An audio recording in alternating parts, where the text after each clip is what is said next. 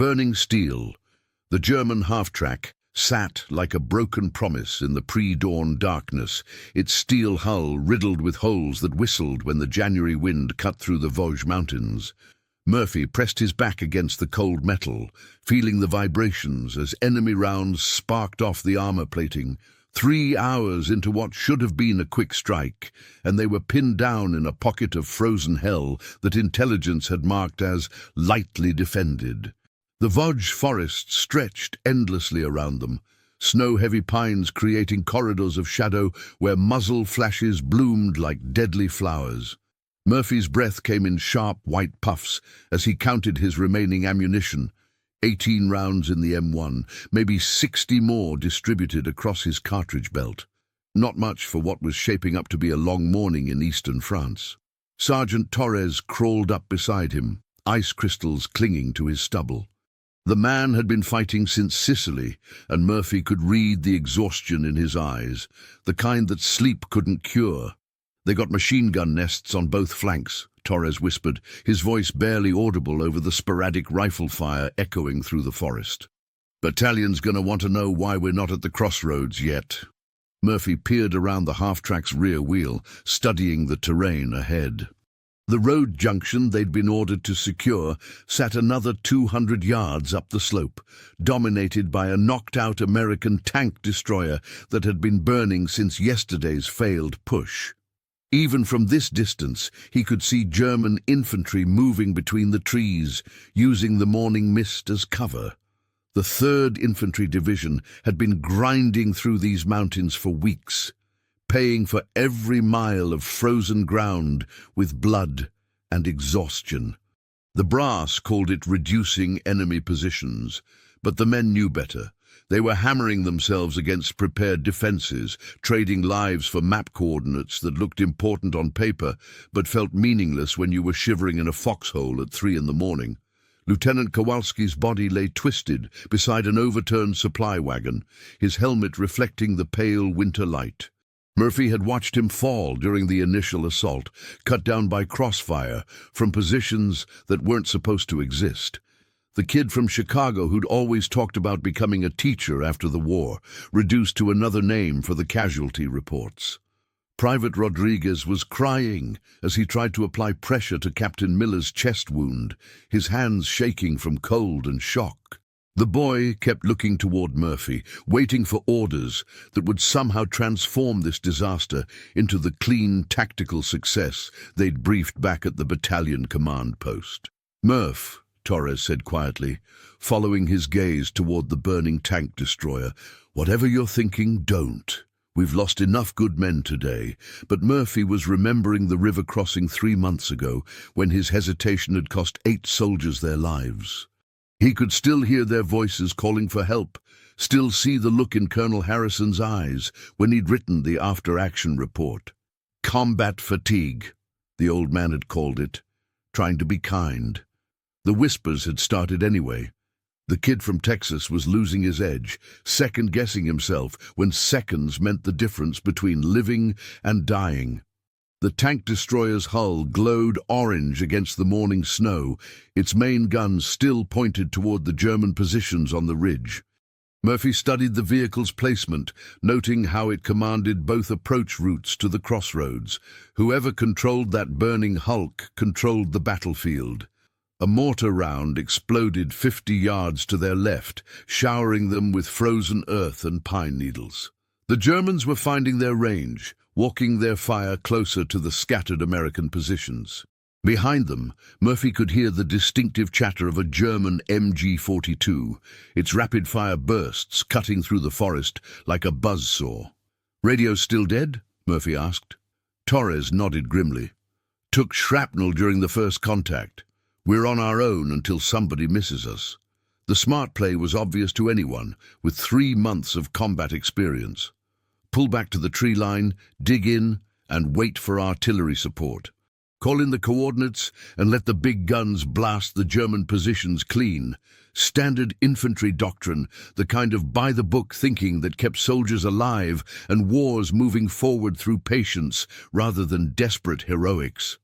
But Murphy could see German reinforcements moving along the ridge line, preparing for a counterattack that would roll right over second platoon's scattered positions. He could hear the wounded calling out, their voices growing weaker as the cold seeped into their blood. Most of all, he could feel the weight of every doubt that had been eating at him since the river crossing, every whispered question about whether he still had what it took to lead men through the gates of hell. The burning tank destroyer sat in the middle of the killing ground, like an accusation, its deck gun still serviceable despite the fire damage. From that position, a man with enough ammunition could cover both German approach routes, buy time for the wounded to be evacuated, maybe even disrupt the enemy counterattack long enough for help to arrive. It would mean crossing 200 yards of open ground under enemy fire, then holding an indefensible position against a reinforced company. The kind of choice that separated living soldiers from dead heroes. Murphy checked his rifle one more time, feeling the familiar weight of Texas steel and American determination.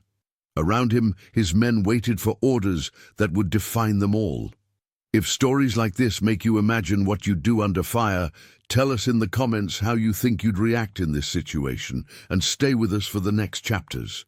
The German voices carried clearly through the thin mountain air, coordinating positions with the methodical precision that made them such dangerous opponents. Murphy recognized enough battlefield German to understand they were preparing for a final push, bringing up their reserve squad to finish off the scattered Americans before full daylight exposed their own positions. Private Kowalski, the dead lieutenant's younger brother who'd lied about his age to enlist, was still trying to stop Captain Miller's bleeding with field dressings that were already soaked through. The boy's hands shook as he worked, tears freezing on his cheeks in the brutal January cold that made every movement feel like swimming through molasses. "How bad is it?" Murphy asked quietly, though he already knew the answer. "He's losing too much blood," Kowalski whispered. "Needs a real aid station, not just me and a first aid kit." Murphy nodded, filing away another reason why someone needed to buy them time. The nearest aid station was back in the village they'd left at midnight, a bone-jarring jeep ride through forests where German patrols had been setting ambushes for the past week. Miller would never survive the trip unless they could stabilize him first, and that meant holding their current position until help arrived. Torres was studying the German positions through a pair of cracked field glasses, his experienced eye cataloguing threats with the mechanical precision of a man who'd survived 3 amphibious landings. "I count at least 2 machine gun teams," he reported. "Maybe 3, plus rifle squads in depth, probably a full company strength. Intelligence said it was a skeleton crew." "Intelligence said a lot of things," Murphy replied, remembering the confident briefing they'd received just 6 hours ago. Clean maps, neat arrows, estimated enemy strength that bore no resemblance to what they'd actually found in these snow-choked Vosges mountains. The 3rd Infantry Division had been grinding through eastern France for months, reducing German positions one ridgeline at a time. Every village was a fortress, every crossroads a killing ground. The Germans fought with the desperate skill of men defending their last bolt hole, making the Americans pay for every yard of frozen ground. Murphy thought about the letters from home that he still carried in his jacket pocket, words from a world that felt increasingly distant from this landscape of snow and cordite. His mother's careful handwriting, describing harvest season and the new schoolteacher who'd moved into the Johnson place. Normal life, measured in seasons and small-town gossip rather than casualties and map coordinates. A rifle bullet cracked past his ear, close enough to feel the wind. The German snipers were getting bolder, testing for weak spots in the American perimeter. Soon, they'd coordinate with the machine gun teams for a final assault, rolling up the scattered positions one by one. The burning tank destroyer drew his attention again, its deck gun still pointing toward the enemy positions like an accusing finger. Murphy had served on similar vehicles during the Italian campaign, knew their capabilities and limitations. The main gun was damaged, but the 50 caliber machine gun mounted on the commander's cupola looked intact. From that elevated position, it would command the entire crossroads. "You're thinking about that tank destroyer, aren't you?" Torres said, reading his expression with the intuition of men who'd shared too many foxholes. "That's a suicide run, Murph. 200 yards of open ground, then you're trapped on a burning vehicle with no way out." Murphy knew the sergeant was right. Military doctrine was clear about unsupported infantry assaults against prepared positions. You didn't send one man to do what required a platoon, didn't trade certain casualties for uncertain tactical gains. The smart money was on withdrawal, regrouping and calling in proper support. But doctrine assumed you had time, reinforcements and artillery on call. It didn't account for Captain Miller bleeding out in the snow, or the German counterattack that would sweep through their positions in the next hour. Sometimes survival meant abandoning the manual and trusting the terrible mathematics of desperate courage. Rodriguez crawled over from his position by the supply wagon, his rifle cradled protectively against his chest.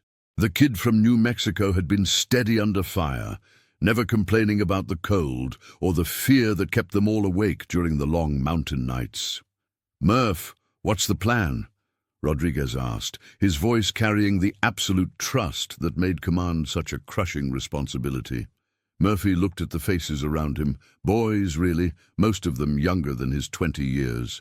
They were waiting for orders that would either save them or get them killed, trusting him to make the choice that would define whether they saw another Texas sunrise or became names on a telegram to their families.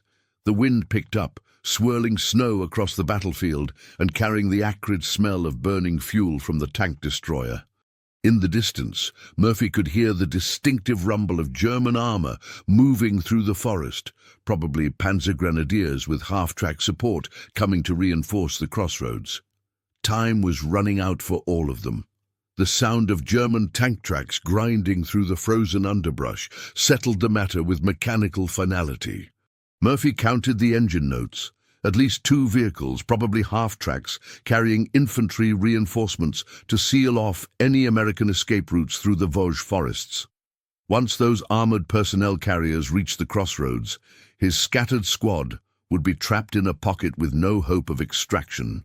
Sergeant Torres lowered his field glasses with the grim expression of a man who'd seen this script play out too many times in the mountains of eastern France.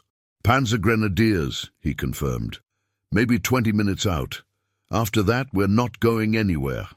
Private Kowalski looked up from Captain Miller's still form, his young face streaked with tears and blood.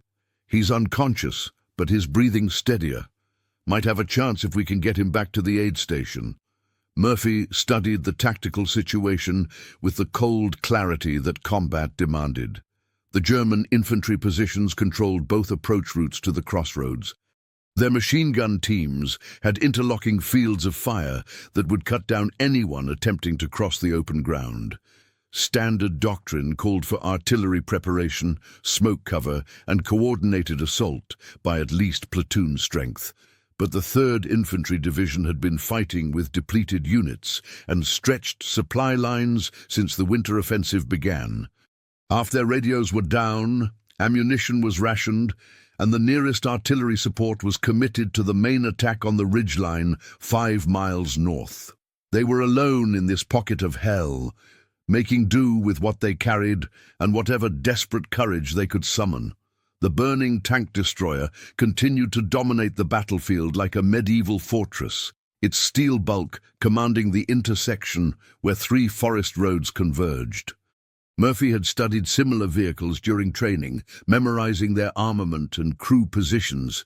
The main gun was clearly damaged, its barrel split by whatever hit had knocked the destroyer out of action. But the 50 caliber machine gun mounted on the commander's cupola appeared intact, its ammunition feed still connected to the storage compartments. From that elevated position, a single gunner could control both German approach routes and provide covering fire for a withdrawal. The position was exposed, nearly indefensible, but it offered the kind of tactical leverage that could transform a disaster into a fighting chance. Torres followed his gaze and shook his head with the weary resignation of an experienced non-com who'd watched too many brave men die for map coordinates. Don't even think about it, Murph. That thing's been burning for 18 hours. Ammunition's probably cooked off. Fuel tanks are ready to blow. You'd never make it to the gun position alive. But Murphy was remembering the after-action reports he'd read during quiet moments in their winter quarters, studying how individual initiative had turned the tide in desperate situations. The Medal of Honor citations always made it sound simple.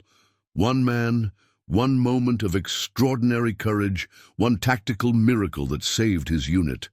They never mentioned the terror, the crushing weight of responsibility, or the way such choices haunted a man's dreams for decades afterward. Rodriguez moved closer, drawn by some instinct that told him history was being made in this frozen patch of French forest. "What are you thinking, Murph?" he asked quietly. Murphy considered lying, offering some conventional plan about fighting withdrawal and rally points. But these men had followed him through Sicily and Italy, trusting his judgment when judgment was all that separated living soldiers from names on casualty lists. They deserved honesty, even when honesty pointed toward the kind of choice that would define them all. "That tank destroyer's the key to the whole position," he said finally. "From up there, one man with that .50 caliber could hold off a company long enough for you to get Miller back to the aid station."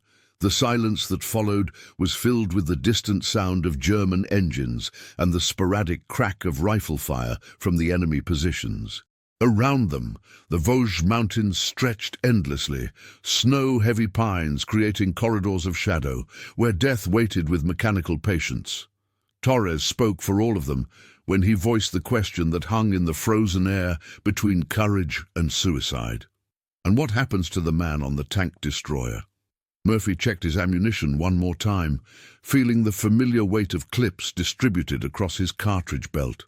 Enough for maybe 10 minutes of sustained fire if he was lucky and the Germans were careless. After that, it would come down to individual marksmanship and whatever grace God reserved for desperate men in impossible situations. The German voices were getting closer, coordinating their final assault with the methodical precision that made them such effective soldiers. Soon they would coordinate machine gun fire with rifle grenades and mortars, systematically destroying each American position until nothing remained but casualties and silence. Would you follow the orders exactly, or trust what your own eyes and instincts tell you in a moment like this? Comment which path you'd take, and share this episode with someone who loves real human stories from history. Murphy rose from behind the half-track without a word, his decision crystallizing with the terrible clarity that separated living soldiers from legends written in after-action reports. The burning tank destroyer waited 200 yards ahead, its hull glowing like a beacon against the winter landscape of the Vosges Mountains. The first German machine gun opened fire when he'd covered maybe 50 yards, tracers cutting bright lines through the morning air. Murphy zigzagged between shell craters and fallen logs, using every scrap of cover the battlefield provided. A bullet tugged at his sleeve, another sparked off his helmet rim, but somehow he kept moving forward through what should have been a killing field. Behind him, Torres was shouting orders to provide covering fire, the squad's remaining rifles adding their sharp cracks to the growing symphony of violence. Rodriguez had taken position behind a shattered pine trunk, working his M1, with the steady rhythm of a man who understood that his friend's life depended on accuracy under pressure. The German fire intensified as Murphy covered the final 100 yards, MG-42s chattering from multiple positions as enemy commanders realized what he was attempting. Mortars began falling around the tank destroyer, their explosions sending up geysers of frozen earth and twisted metal. The Panzer Grenadiers were close enough now that Murphy could hear their officers shouting commands in rapid German. The tank destroyer's deck was burning when he reached it, fuel fires creating pockets of intense heat that made the January cold feel like a distant memory.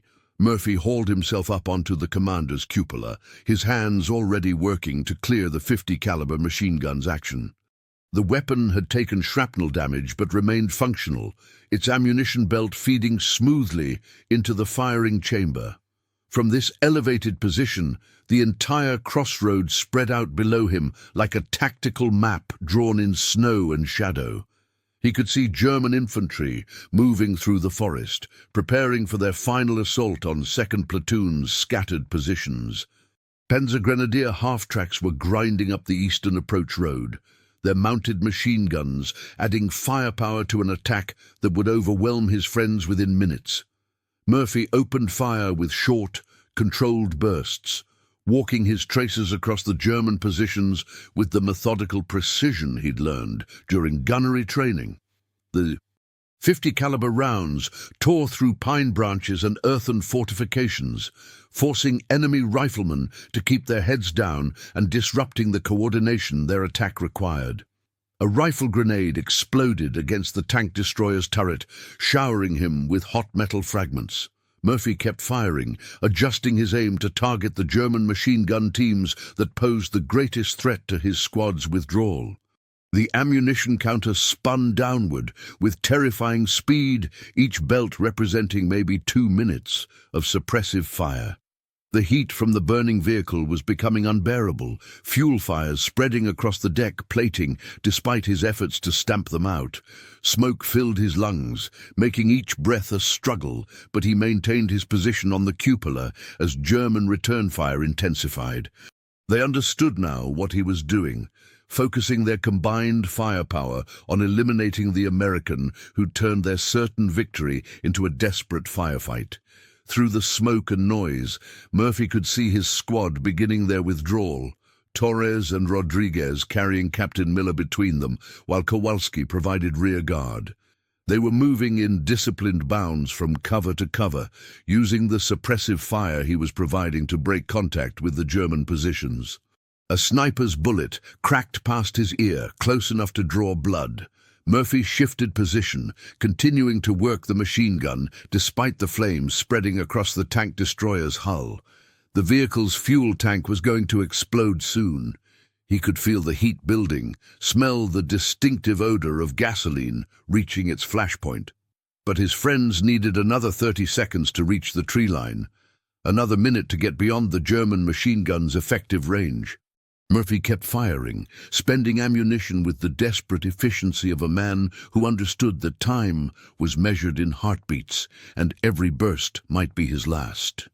The German half-tracks reached the crossroads just as the tank destroyer's ammunition storage ignited. Secondary explosions ripping through the vehicle's hull, Murphy felt himself lifted by the blast, thrown clear of the burning wreckage to land hard in a shell crater 20 yards away. His ears were ringing, his vision blurred by smoke and concussion, but he was alive. More importantly, he could see Torres and the others disappearing into the forest, carrying their wounded toward the distant aid station. They'd made it out of the trap, bought precious time by one man's decision to trade certain death for uncertain hope. The German infantry was advancing now, moving cautiously through the scattered fires and debris around the destroyed tank destroyer. Murphy checked his rifle, counting the clips he still carried, maybe enough for a final stand if it came to that. But as he waited in the crater, bleeding from a dozen small wounds, Murphy understood that the real battle was just beginning. Not with the Germans, but with the memory of what he'd just done, and the weight of carrying such moments through whatever years remained to him. The German voices grew closer as Murphy lay bleeding in the shell crater, his rifle trained on the rim of frozen earth that separated him from capture or death. Through the smoke drifting across the crossroads, he could see Panzergrenadier infantry moving methodically through the wreckage of the tank destroyer, searching for the American who'd turned their tactical victory into a Pyrrhic stalemate. What the after-action report would never capture was the 17 minutes of absolute terror that had preceded his seemingly heroic sprint across the killing field. Murphy had spent those minutes paralyzed behind the half-track, fighting the same crushing fear that had cost 8 men their lives at the river crossing 3 months ago. His hands had shaken so violently he could barely reload his rifle, his mind cycling through every possible rationalization for withdrawal. The moment of decision hadn't come from courage. It had come from the sound of Private Kowalski crying over Captain Miller's unconscious form, the boy's voice breaking as he pleaded for someone to do something, anything, to save the men who'd followed him into this frozen hell in the Vosges Mountains. Murphy had stood up not because he was brave, but because he couldn't live with the alternative. The sprint itself had been a blur of muscle memory and pure terror, his legs carrying him forward while his mind screamed that this was suicide, that he was throwing his life away for a gesture that wouldn't change anything. Every step had been a separate decision to keep moving, every heartbeat a choice between the rational certainty of death and the irrational hope that somehow he might live long enough to make a difference.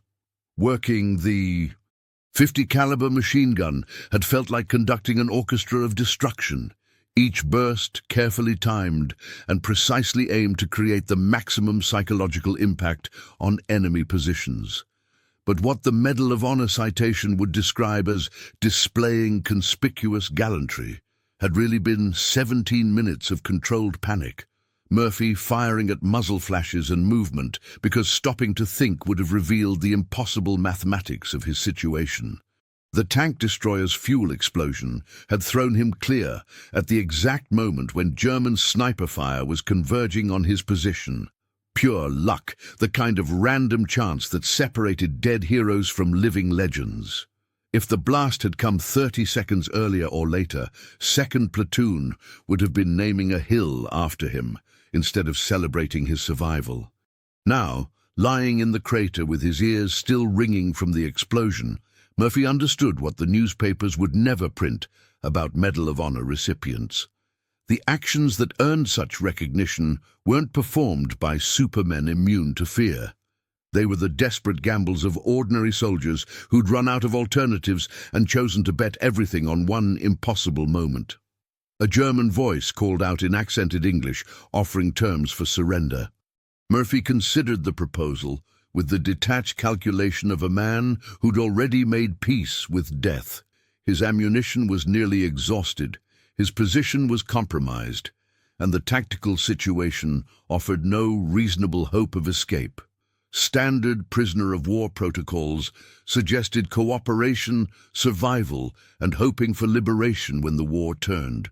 But 20 yards away he could see the blood trail where Torres and Rodriguez had carried Captain Miller toward the tree line. His friends had made it to safety because he'd bought them time with 17 minutes of suppressive fire. Surrendering now would give German interrogators access to information about 2nd Platoon's strength and positions, knowledge that could cost more American lives in future operations. Murphy ejected his rifle's empty clip and inserted his last 8 rounds, the distinctive ping of the Garan's action carrying clearly across the frozen battlefield. The German voices stopped calling for surrender, replaced by sharp commands as enemy soldiers prepared to assault his crater with grenades and automatic weapons. He thought about the letters from home still unread in his jacket pocket, about the Texas farm that felt like something from another man's life, about the boy who'd enlisted 3 years ago with romantic notions about courage and sacrifice.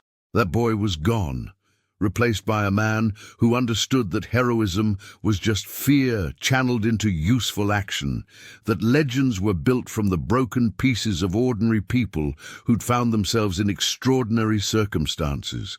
The first German soldier appeared at the crater's rim, his rifle aimed downward with professional competence. Murphy looked into the young man's eyes and saw his own exhaustion reflected there. Another scared boy in an oversized uniform, fighting someone else's war in a foreign country whose name he probably couldn't pronounce correctly. For a moment that stretched like eternity, neither man fired. They studied each other across the narrow distance that separated enemies from human beings, each recognizing something familiar in the other's face. Then military training reasserted itself, and the war continued with the mechanical inevitability that had been grinding through the Vosges Mountains all winter. The German soldier never pulled the trigger. A rifle shot cracked across the frozen crater, dropping the Panzer Grenadier with the finality that defined infantry combat in the Vosges Mountains. Sergeant Torres appeared at the crater's edge, his M1 smoking in the January air, his weathered face grim with the expression of a man who'd returned for a friend, despite every tactical consideration screaming against it. "Come on, Murph," Torres said quietly. "Time to go." Murphy hauled himself out of the shell crater on legs that felt like water, his rifle hanging loose in hands that had forgotten how to stop shaking. Around them, the crossroads had become a wasteland of burning vehicles and scattered equipment, the morning's battle reduced to smoke and silence broken only by the distant sound of German voices regrouping for another assault.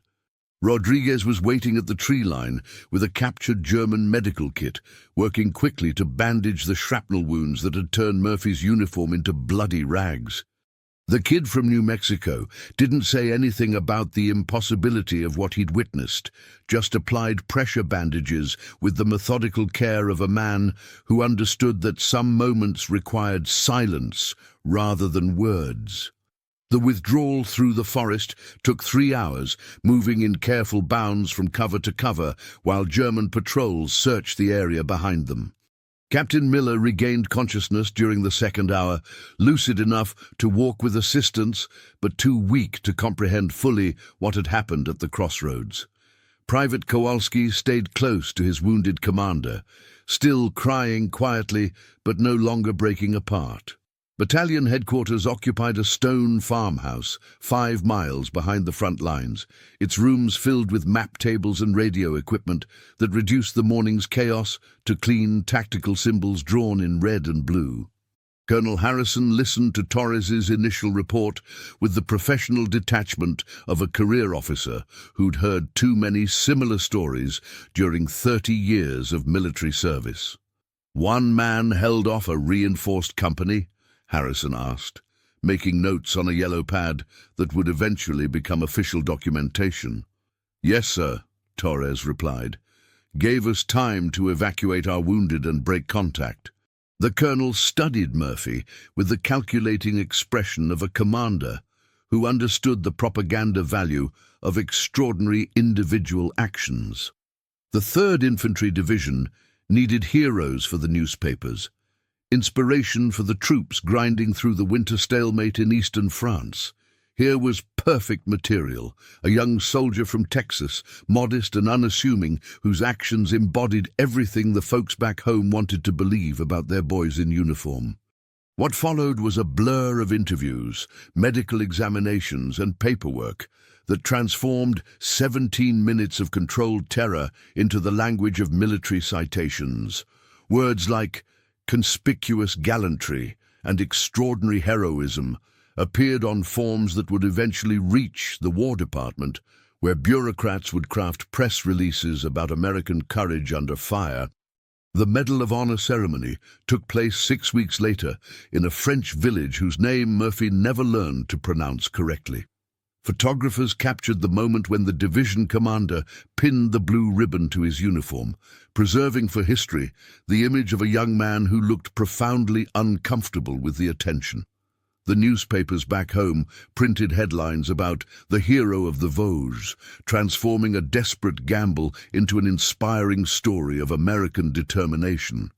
But alone in his tent that night, Murphy lay awake listening to the sound of distant artillery and thinking about the German soldier who'd hesitated at the crater's rim. The enemy had been maybe 19 years old, with scared eyes and hands that shook just like his own. Someone's son, fighting in a war he probably didn't understand any better than the American boy he'd been ordered to kill. Torres found him there at dawn, sitting on his cot and staring at the medal that felt heavier than any equipment he'd ever carried. "You know it doesn't change anything, right?" the sergeant said quietly. "What you did out there was real, whether they give you ribbons or not." Murphy nodded, understanding that some truths were too complex for citations and newspaper stories.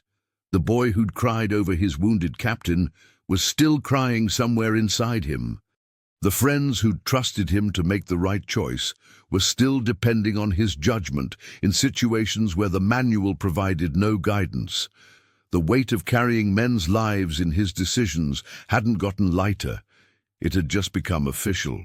30 years later, sitting on a porch in Texas and watching thunderheads build over fields that looked nothing like the Vosges Mountains, Murphy would still smell cordite and burning fuel when the wind shifted just right.